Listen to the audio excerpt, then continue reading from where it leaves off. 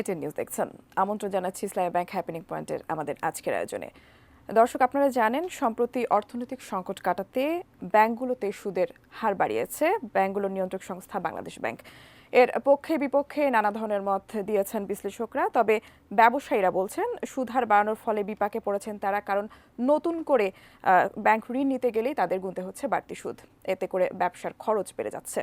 দর্শক, এই নিয়ে আজ আমরা কথা বলার চেষ্টা করব। আমাদের বিষয়ে নির্ধারণ করা হয়েছে অর্থনীতিতে এসএমইর প্রভাব, এবং এই নিয়ে কথা বলার জন্য আমাদের স্টুডিওতে উপস্থিত রয়েছেন doctor Tapas Chandra Pal, CFO mercantile bank limited. আপনাকে আমন্ত্রণ জানাচ্ছি আমাদের আজকের আয়োজনে। ধন্যবাদ আপনাকে। কেমন আছেন? ভালো। যে শুরুতেই আপনার কাছে যেটি জানতে চাইবো যে বাংলাদেশের অর্থনৈতিক উন্নয়নে এসএমইর আসলে প্রভাবটা কতখানি? ধন্যবাদ আপনাকে। বাংলাদেশ সরকার এসএমই খাতের উন্নয়নের জন্য বিভিন্ন নীতি ও কর্মসূচি ইতিমধ্যে গ্রহণ করেছেন এবং এসএমইর উন্নয়ন দেশের অর্থনৈতিক প্রবৃদ্ধি, পাশাপাশি কর্মসংস্থান সৃষ্টি এবং দারিদ্র্য বিমোচন, সামাজিক উন্নয়নের জন্য বিশেষ গুরুত্বপূর্ণ ভূমিকা পালন করে থাকে। আপনি দেখবেন একটি দেশের অর্থনৈতিক উন্নয়নের পিছনে সামগ্রিক জনগোষ্ঠীকে সম্পৃক্ত করার যে প্রয়াস, সেটা বাংলাদেশ কিন্তু খুব ভালোভাবে নিয়েছে এবং বাংলাদেশ দিন দিন উন্নয়নের দ্বারপ্রান্তে এসে কিন্তু পৌঁছে যাচ্ছে। এটা একটা দিক। এছাড়া দেখবেন আপনারা যে সমস্ত বিষয়ের উপর এসএমই নির্ভর করে যে উন্নয়নের যে ছোঁয়াগুলো লাগছে, যেমন জিডিপিতে কিন্তু এখন এসএমইর সিংহভাগ 33%, মোর দেন 33% কিন্তু কন্ট্রিবিউশন আছে। এছাড়া দেশের যে 48 লক্ষ প্রতিষ্ঠান কিন্তু এসএমই রিলেভেন্ট কাজ করছে। পাশাপাশি 80% মানুষের কিন্তু কর্মসংস্থান হয়েছে এসএমইকে কেন্দ্র করে। তাছাড়া বাংলাদেশ পরিসংখ্যান ব্যুরো অনুযায়ী যদি 2023 সালের কথা আমরা চিন্তা করি, যে রিপোর্টটা তারা দিয়েছে, এসএমই খাতে 87 লক্ষ কর্মসংস্থান নতুন কিন্তু সৃষ্টি হয়েছে। বাংলাদেশের রপ্তানিতে 80% ভূমিকা রাখছে কিন্তু এসএমই খাতের। পাশাপাশি দারিদ্র্য বিমোচনে গুরুত্বপূর্ণ ভূমিকা রেখে যাচ্ছে। স্থানীয়ভাবে নতুন উদ্যোক্তা তৈরিতে মানুষ কিন্তু উজ্জীবিত হচ্ছে। এই এসএমই যে আদার যে প্রোডাক্টগুলো আছে সেগুলো নিয়ে কিন্তু এগিয়ে আসছে এবং এতে করে কি হচ্ছে, আয় বৈষম্যটা দূর হয়ে যাচ্ছে, স্বাবলম্বী হতে শিখছে মানুষ। এসএমই খাতে যারা উদ্যোক্তা রয়েছেন তাদের জন্য আসলে কি কি পরিষেবা প্রদান করছে ব্যাংকগুলো? আমরা যদি প্রথমেই দেখি যে তারা ব্যাংকগুলো কি করছে, এসএমই খাতের জন্য কিন্তু এগিয়ে যাচ্ছে। সে কি করছে? ঋণ দিচ্ছে, অর্থায়নে যাচ্ছে। পাশাপাশি এসএমইতে বিনিয়োগের জন্য তারা কিন্তু ইন্টারেস্ট ফিল করছে। কর্পোরেট থেকেও এসএমইতে চলে আসতেছে। তারপর প্রশিক্ষণের ব্যবস্থা করছে। আচ্ছা আচ্ছা। প্রযুক্তিগত সংযোজন হচ্ছে। আচ্ছা। আধুনিক যে প্রযুক্তি আছে সেটা সংযোজিত হচ্ছে। বাজার সৃষ্টি করার সহায়তা করছে, কারণ আপনি যখন ব্যাংকগুলো ফান্ডিংয়ে যাচ্ছে, তার উৎপাদিত পণ্য কোন মার্কেটে মানে চাহিদা আছে, ডিমান্ডকে বেস করে সে কিন্তু তার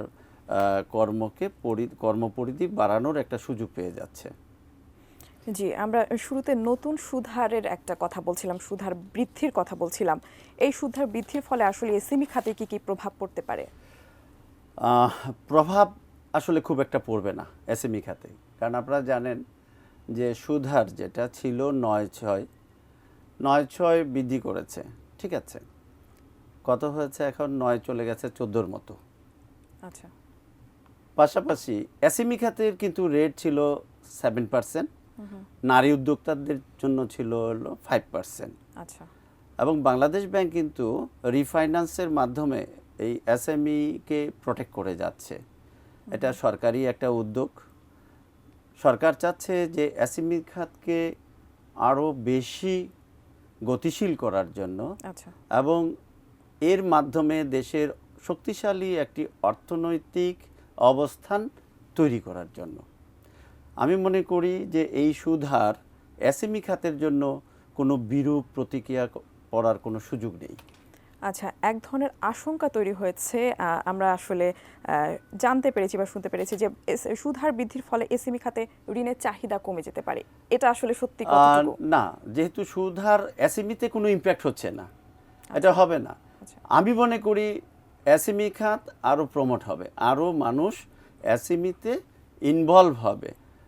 কারণ আজকে দেখেন নারী উদ্যোক্তার জন্য 5%, তো ঘরের নারীরা যারা বসে আছেন তারা তাদের সময়টাকে প্রপার ইউটিলাইজ করার জন্য তারা কিন্তু সাহসী ভূমিকা নিয়ে সামনে এগিয়ে আসবেন এবং দেশের অর্থনীতিতে ভূমিকা রাখার জন্য উনিও কিন্তু চেষ্টা করবেন।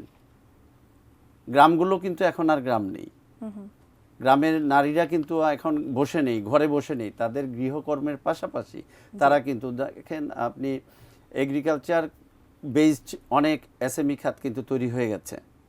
জি। কর্পোরেট সেখান থেকেও এসএমইতে আসছে। যে আমরা যেমন আগে আমাদের যে যন্ত্রাংশ, খুচরা যন্ত্রাংশ আমরা কিন্তু আগে ইম্পোর্ট করতে হতো, এখন কিন্তু আমার দেশীয় প্রযুক্তিতে সেই যন্ত্রাংশগুলো কিন্তু আমার উৎপাদিত করতে সমর্থ হচ্ছি। এতে করে কি হচ্ছে যে ইম্পোর্ট নির্ভরশীল যে দেশ সেটাকে কিন্তু আমরা কাটিয়ে ওঠার লক্ষ্যে কাজ করে যাচ্ছি এবং আমাদের বৈদেশিক মুদ্রাও কিন্তু এখানে সাশ্রয় হচ্ছে। আমরা উৎপাদিত সেই যন্ত্রাংশ আমরা কিন্তু এক্সপোর্ট করার মতো আমরা একটা অবস্থানে কিন্তু যাচ্ছি, ধীরে ধীরে এগিয়ে যাচ্ছি আমরা। জি, আপনি একটি ব্যাংকে গুরুত্বপূর্ণ পদে রয়েছেন। নতুন আসলে এই সুদহার এসএমই খাতকে সহায়তা করার জন্য ব্যাংকগুলো আসলে কোনো নতুন করে কোনো পদক্ষেপ গ্রহণ করেছে কিনা বা করছে কিনা? হ্যাঁ, ব্যাংকগুলো চাচ্ছে, কারণ ডাইভার্সিফিকেশন পোর্টফোলিও মেনটেন করতে তারা যখন চায়, কারণ এক সাইডে কনসেন্ট্রেটেড করলে হবে কি যে কোনো দুর্যোগ মোকাবেলায় ঝুঁকি ব্যবস্থাপনা বিবেচনায় ঝুঁকিকে অ্যাভয়েড করার জন্য ডাইভার্সিফিকেশন চাচ্ছে। আর এসএমই ক্ষুদ্র ঋণে যেটা হয় এখানে কিন্তু ঋণ ঝুঁকিটা কম। সম্মিলিতভাবে যখন মানুষ কাজ করে সে আরও বড় হওয়ার জন্য একটা উদ্যোগ নেয়, তখন যে ব্যাংক থেকে যে প্রাপ্ত যে ঋণ সেটা পরিশোধের জন্য ইনি কিন্তু সবসময় মানে চেষ্টা করে যান। কেন? সামনে প্রসপেক্ট আছে যে তার বিজনেসটাকে এক্সপ্যান্ড করতে গেলে মোর ফান্ডিং প্রয়োজন। ব্যাংকের কাছে তার আস্থার জায়গাটা তৈরি করার জন্য কিন্তু এসএমই গ্রাহক যারা আছেন তারা সেই চেষ্টাটাই করে থাকেন। তো ব্যাংক অলওয়েজ এসএমইকে ফোকাস দিয়ে যাচ্ছে জি। দুইটা কারণে। এক হলো ঋণ ঝুঁকি কম, দ্বিতীয় হচ্ছে দেশের অর্থনীতিতে গতিশীলতা আনয়ন। জি, এসএমই খাতের উন্নয়নে ব্যাংকগুলোর কোনো দীর্ঘমেয়াদী পরিকল্পনা রয়েছে কিনা এই সম্পর্কে আরও জানবো। আমরা একটা বিরতিতে যাওয়ার সময় হয়েছে, আপনি নিশ্চয়ই থাকবেন আমাদের সাথে। দর্শক, এই পর্যায়ে হ্যাপেনিং পয়েন্টে একটা বিরতির সময় হয়েছে, সঙ্গেই থাকবেন।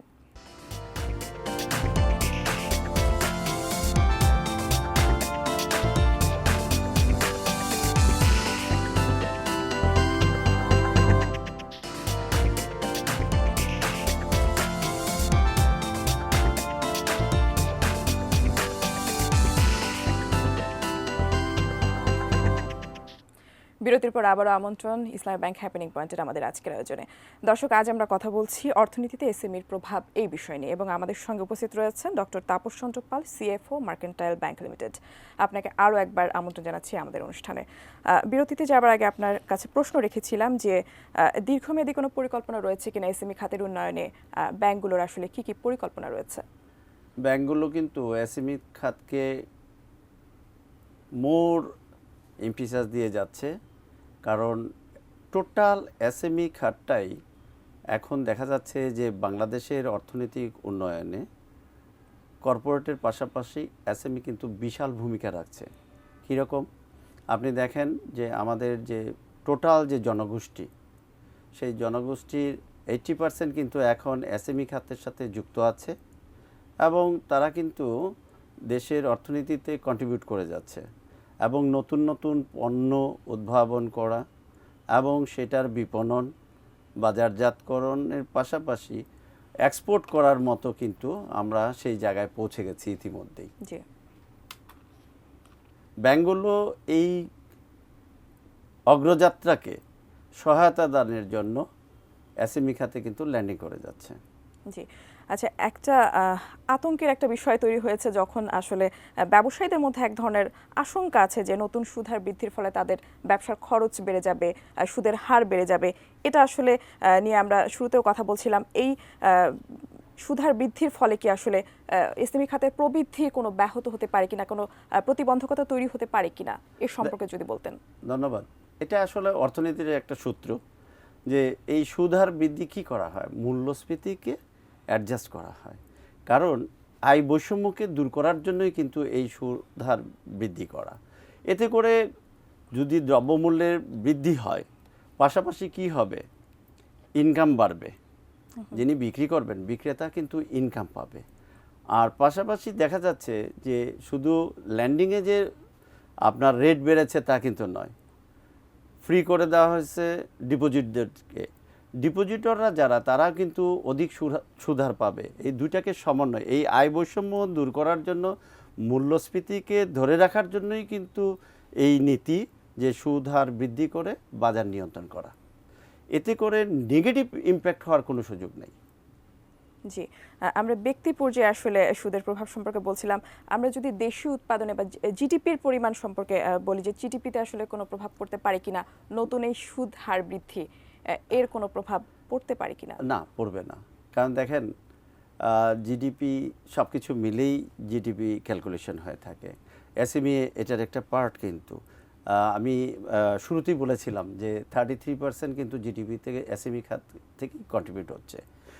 উৎপাদিত পণ্য যদি আমি বেশি দামে বিক্রি করতে পারি, আমি এক্সপোর্ট যদি করি, তাহলে আমার রিটার্ন বেশি আসবে, ফরেন কারেন্সি বেশি আসবে। তার মানে কি, আমার আয় বাড়বে। আয় ক্ষমতা যদি বৃদ্ধি পায়, ব্যয় করতে তো কোনো সমস্যা হবে না। এই আয় এবং ব্যয়ের ভিতরে যে সমন্বয় ঘটানো, এটাই কিন্তু মূল্যস্ফীতিকে কন্ট্রোল করার একটা মেকানিজম। সেক্ষেত্রে দ্রব্যমূল্যের বৃদ্ধির কোনো আশঙ্কা নেই, তাই তো? আমি খুব একটা মনে করছি না। আচ্ছা, দারিদ্র্য বিমোচনে এসএমই খাতের উন্নয়নে আসলে দারিদ্র্য বিমোচনে কতটা ভূমিকা রাখতে পারে?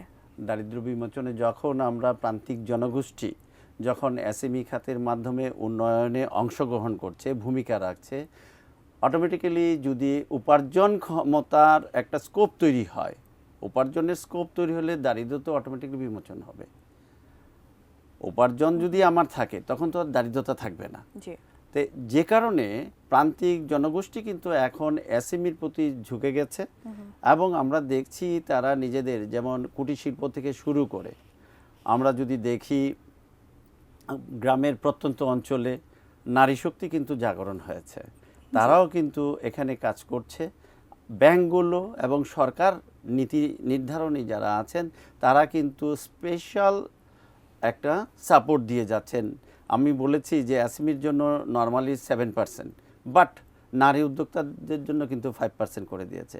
শুধু তাই না, আমাদের যে দাতা গোষ্ঠী আছে তারাও কিন্তু রিফাইন্যান্স, যেমন 25,000 কোটি টাকার একটা স্কিম আছে বাংলাদেশ ব্যাংকের, সেটা পুরোটাই কিন্তু দেওয়া হয়েছে এই এসএমই খাতকে প্রমোট করার জন্য। আচ্ছা, আমরা যদি সুদহার বৃদ্ধির ফলে আসলে কর্মসংস্থানের উপর কোনো প্রভাব পড়তে পারে কিনা, বা কর্মী ছাঁটাই সংক্রান্ত আসলে কোনো কিছু ঘটতে পারে কিনা? না, আমি এটা মনে করি না। আমি একটু বিপরীতভাবে ভাবতে চাই। আমার কাছে মনে হয় যে কর্মী সংখ্যা ছাঁটাই না হয়ে নতুন করে বেকারত্ব দূরীকরণের সুযোগ চলে আসবে। কারণ তখন সবাই কর্মমুখ হবে এবং কর্ম করে নতুন নতুন পণ্য উদ্ভাবনের চেষ্টা করবে, নতুন পদ্ধতি আবিষ্কার করার চেষ্টা করবে, নিজেদেরকে সেখানে সম্পৃক্ত করে নতুন বাজার সৃষ্টি করে উৎপাদিত পণ্য বিক্রির জন্য চেষ্টা থাকবে। পাশাপাশি বৈদেশিক মুদ্রা অর্জনে আমরা কিন্তু সর্বক্ষেত্রে এখন দেখেন এগ্রিকালচারে কিন্তু একটা বিশেষ রেগুলেশন চলে আসছে। আমরা কিন্তু ফল, শাক, সবজি এখন কিন্তু এক্সপোর্ট করছি। এখানে এগ্রি ঋণের পাশাপাশি এসএমই খাতেও কিন্তু এগ্রিকালচারকে আমরা প্রমোট করি। এবং গ্রামে দেখবেন আপনি এসএমইর আওতায় আমরা কিন্তু কটেজ লোন দিয়ে যাচ্ছি। আচ্ছা, সেখানেও কিন্তু যে অন্ন, বস্ত্র, বাসস্থান, চিকিৎসা, নিরাপত্তা, আমরা এই যে মৌলিক চাহিদাগুলো, ওখানেও কিন্তু এসএমইর মাধ্যমে আমরা একটা বিশেষ অবদান রাখার সুযোগ পেয়ে যাচ্ছি। জি, এখন দেখা যায় যে উচ্চশিক্ষিত যারা তারাও এসএমই লোন নিয়ে আসলে দেশকে এগিয়ে নিয়ে যাওয়ার আসলে ভূমিকা রাখতে চাচ্ছে তারা।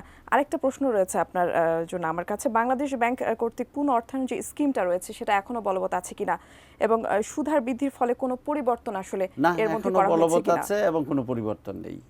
আচ্ছা, এখন আমরা দেখতে পাচ্ছি যে বাংলাদেশ ব্যাংক আমাদেরকে নির্দেশনা দিয়েছে 1% করে প্রতি বছর বাড়ানোর জন্য, এবং এটাকে 2024-এর ভিতরে 25% বৃদ্ধি করার জন্য আমাদেরকে উদ্বুদ্ধ করা হচ্ছে। জি, এই এসএমই খাতের ভবিষ্যৎ সম্ভাবনা আসলে কেমন? এটা অপার সম্ভাবনা, কারণ বাংলাদেশ যে ভৌগোলিকভাবে আমরা যে অবস্থানে রয়েছি, আমাদের প্রতিটা জমিকে কাজে লাগিয়ে এবং আমাদের প্রতিটা সম্পদকে কাজে লাগিয়ে আমাদের কিন্তু মানব সম্পদ কিন্তু আমাদের আছে, একটু টেকনোলজি বেসড তৈরি করে যদি আমরা আমাদের সমস্ত কম্বাইন্ড এফোর্ট দিতে পারি, জমি, উৎপাদিত পণ্য এবং আমাদের মেধা এবং কর্মীদেরকে যদি আমরা সম্পৃক্ত করতে পারি, এসএমইর মাধ্যমে বাংলাদেশ বিশ্বে রোড মডেল হিসাবে পরিচিত হতে পারে। সবশেষ প্রশ্ন আপনার কাছে রাখবো, বাংলাদেশের বৈদেশিক রিজার্ভ সংকট সমাধানে এসএমইর ভূমিকা কি থাকতে পারে আসলে? আমি কিন্তু কিছুক্ষণ আগে বলেছিলাম যে উৎপাদিত পণ্য যখন আমি এক্সপোর্ট করব, রপ্তানিতে যাব, তখন কি হবে, আমার ইম্পোর্টের উপর চাপ কমে যাবে, আমার বৈদেশিক মুদ্রা কিন্তু আসবে, তখন আমার এখানেও কিন্তু ব্যালেন্স হবে। আমি বৈদেশিক মুদ্রার যে সংকটের কথা বলছি, আমার যদি ইনফ্লো থাকে তাহলে আউটফ্লো যদি আমি কমাতে পারি, তাহলে এখানে কিন্তু আমরা একটা শক্ত অবস্থানে থাকতে পারবো বলেই আমি মনে করি। জি, আরেকটা প্রশ্ন আসলে আপনার কাছে আমি করতে চাই, সেটা হচ্ছে বেশিরভাগ মানুষের দেখা গেছে যে বাইরে চলে যাওয়ার একটা প্রবণতা দেখা যায় বাংলাদেশে। সেই ক্ষেত্রে এসএমই আসলে কিভাবে ভূমিকা রাখতে পারে, বা বাংলাদেশের কর্মসংস্থান সৃষ্টির ক্ষেত্রে এসএমইর কিভাবে ভূমিকা রাখতে পারে? এটা অনেক সম্ভাবনাময়। দেখেন, আমরা প্রত্যেকটা ব্যাংক, বিশেষ করে আমার মার্কেন্টাইল ব্যাংকের কথা যদি বলি, এবং প্রত্যেক ব্যাংকেই এটা আছে, বাংলাদেশ ব্যাংকও আমাদেরকে উদ্বুদ্ধ করছে, সেটা হলো স্টার্ট আপ তৈরি করা। এই যে বাইরে চলে যাওয়ার যে প্রবণতা, তাদেরকে দেশমুখী রাখার জন্য আমরা কিন্তু বিনা সিকিউরিটিতে তাদেরকে একটা নির্দিষ্ট পরিমাণ অঙ্কের টাকা কিন্তু আমরা লোন দিয়ে যাচ্ছি, যেন তারা বিজনেসটা স্টার্ট করে, তাদের মেধাকে দেশে কাজে লাগিয়ে দেশের উন্নয়নে যেন ভূমিকা রাখতে পারে, সেই ব্যাপারে কিন্তু ব্যাংকগুলো কাজ করে যাচ্ছে। সেক্ষেত্রে সরকার আসলে কি ভূমিকা রাখছে? সরকার আমাদেরকে, ওই যে বললাম, সরকার আমাদেরকে সবসময় উৎসাহিত করছে। সরকারের পক্ষে বাংলাদেশ ব্যাংক তো বলেছে যে প্রতি বছর 1% করে বাড়াতে হবে, পাশাপাশি 25% 2024-এর মধ্যে বাড়ানোর জন্য একটা পরিকল্পনা দিয়েছে। জনগণকে উদ্বুদ্ধ করার জন্য কি কি করছে সরকার এবং ব্যাংকগুলো আসলে উভয় মিলে সরকার। এসএমই মেলা হচ্ছে, এই কিছুদিন আগেই আপনি দেখলেন যে এসএমই মেলা হয়েছে, এবং মাননীয় প্রধানমন্ত্রী জননেত্রী শেখ হাসিনা কিন্তু এটা উদ্বোধন করেছেন। দেশের মানুষের কাছে এসএমইকে তুলে ধরার জন্য যে আমরাও কিছু করতে পারি, এটা তুলে ধরার জন্যই যারা এর সাথে সম্পৃক্ত ছিল প্রত্যেককে কিন্তু স্টল করে দিয়েছে, এবং সেই স্টলে তাদের উৎপাদিত পণ্য কিন্তু তুলে ধরার চেষ্টা করেছে, এবং বিদেশে যে রপ্তানি হচ্ছে সেই জায়গাটাকে কিন্তু তারা প্রমাণ করতে পেরেছে। তো সুতরাং সব কিছু মিলে দেশের অর্থনীতিতে বিশেষ ভূমিকা রাখবে। এখানে একটা কম্বাইন্ড এফোর্ট হচ্ছে সরকার, আমাদের কাছে বাংলাদেশ ব্যাংক রেগুলেটরি অথরিটি, সরকার বাংলাদেশ ব্যাংকের সাথে তার কমিউনিকেশন, বাংলাদেশ ব্যাংকগুলোর সাথে কমিউনিকেট করে এটার উন্নয়নের জন্য সার্বিক পরিস্থিতি বিবেচনায় আমাদেরকে কিন্তু টাইম টু টাইম গাইডলাইন দিয়ে যাচ্ছে। আমরা সেই লক্ষ্যেই সকলে একত্রিত কাজ করে যাচ্ছি। অসংখ্য ধন্যবাদ আপনাকে আমাদের আজকের অনুষ্ঠানে আসার জন্য। ধন্যবাদ আপনাকে। দর্শক, আজ আমরা কথা বলছিলাম নতুন সুদহার বিবেচনায় এসএমই খাতের উন্নয়নে আসলে ব্যাংকগুলোর কি ভূমিকা রাখছে এবং অর্থনীতিতে এর প্রভাব নিয়ে কথা বলার চেষ্টা করেছি আমরা। আগামীকাল অন্য কোনো বিষয় নিয়ে হাজির হয়ে যাব, সে পর্যন্ত সঙ্গে থাকুন, দেখতে থাকুন এটিএন নিউজ। ধন্যবাদ সবাইকে।